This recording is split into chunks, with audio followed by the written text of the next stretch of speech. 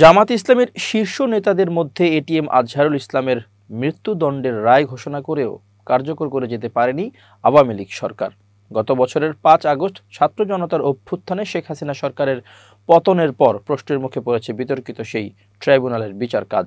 এ অবস্থায় মৃত্যুদণ্ড কার্যকরের অপেক্ষায় থাকা জামায়াতে ইসলামের সহকারী সেক্রেটারি জেনারেল আজহারুল ইসলাম ফাঁসির সাজার রায় পুনর্বিবেচনা আবেদন করেছেন। উচ্চ আদালতে এবার সুবিচার পাওয়ার সুযোগ তৈরি হওয়ায় জামায়াতের নেতাকর্মীরা আশা করছেন তিনি ফাঁসির দণ্ড থেকে বেকসুর খালাস পাবেন।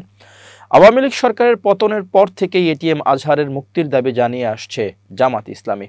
গত মঙ্গলবার দেশব্যাপী বিক্ষোভ মিছিলের ডাক দেয় দলটি। রাজধানীর পল্টনে কেন্দ্রীয়ভাবে পালিত কর্মসূচি থেকে এটিএম আজহারকে মুক্তির দাবিতে ৪৮ ঘন্টার আলটিমেটাম দেয় জামাত। এর মধ্যে তার রিভিউ আবেদনটি শুনানির জন্য বৃহস্পতিবারের কার্যতালিকায় আসে। দলটির নেতাকর্মীদের আশা ছিল এটিএম আজহার জামিনে মুক্ত হবেন, তবে এদিন শুনানি না হওয়ায় অনেকটা হতাশ হন জামাতের নেতাকর্মীরা। এটিএম আজহারের রিভিউ আবেদনের শুনানি বৃহস্পতিবার কেন অনুষ্ঠিত হলো না, আইনজ্ঞরা বলছেন সরকার এবং আদালতের ইচ্ছা ও অনিচ্ছার উপর নির্ভর করে এটি।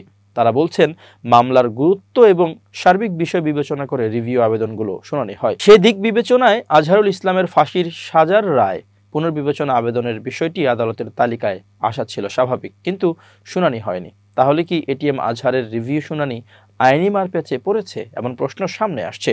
বৃহস্পতিবারের সুপ্রিম কোর্টের আপিল বিভাগের কার্যতালিকায় রিভিউ আবেদনটি শুনানির জন্য ধার্য ছিল। তালিকায় ৯ নম্বর আইটেম ছিল এটি, কিন্তু শুনানি হয়নি, কারণ আইটেম শুনানি করে শেষ করতে পারেনি প্রধান বিচারপতির আদালত। এ কারণে রিভিউ আবেদনের শুনানিটি আগামী বৃহস্পতিবার হবে বলে জানা গেছে। এর আগে গত ২৩ জানুয়ারি এটিএম আজহারুল ইসলামের মৃত্যুদণ্ডের রায়ের বিরুদ্ধে রিভিউ আবেদনের শুনানি পিছিয়ে ২০ ফেব্রুয়ারি দিন ধার্য করে আপিল বিভাগ। প্রধান বিচারপতি ডক্টর সৈয়দ রিফাত আহমেদের নেতৃত্বে ৪ বিচারপতির আপিল বেঞ্চ এ আদেশ দেন। বেঞ্চে এক বিচারপতি না থাকায় আদালত শুনানির দিন পিছিয়ে দেন। তাহলে কি কারণে এটিএম আজহারুল ইসলামের রিভিউ আবেদনের শুনানিতে দেরি হচ্ছে, সেটি নিয়ে ধোঁয়াশা রয়েছে।